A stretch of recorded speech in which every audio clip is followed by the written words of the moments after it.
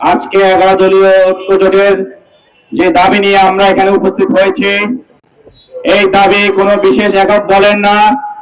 আমরা কোনো একক দলের এজেন্ডা বাস্তবায়ন করার জন্য এই দাবি নিয়ে আসি নাই।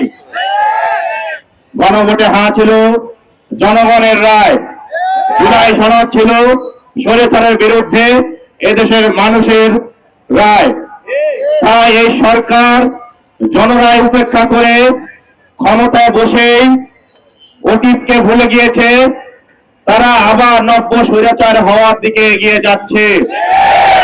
আমরা কি কাউকে আর 24 পরবর্তী বাংলায় স্বৈরাচার হতে দেব? আমরা কাউকে কি আর এককভাবে বাংলাদেশকে শোষণ করতে দিব? আমরা কিন্তু বাংলাদেশকে অন্য দেশের মাধ্যমে পরিচালিত হতে দিব? আমরা চাই বাংলাদেশপন্থী সরকারের মাধ্যমে পরিচালিত হবে। বাংলাদেশকে নিয়ে এই ছিনিমিনি খেলা আজকে থেকে শুরু হয় নাই। 71 পরবর্তী সময় থেকেই এই জাতিকে নিয়ে ছিনিমিনি খেলা শুরু হয়েছে। 71 পরবর্তী সময় থেকে এই জাতিকে ভুল বোঝানো হয়েছে।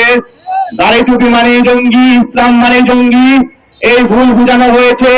চেতনা বিক্রি করে গত 14-17 বছর জাতির উপর যে নিষ্কাশন করে চালানো হয়েছে, সেইগুলো বাঙালি জাতি ভুলে নাই।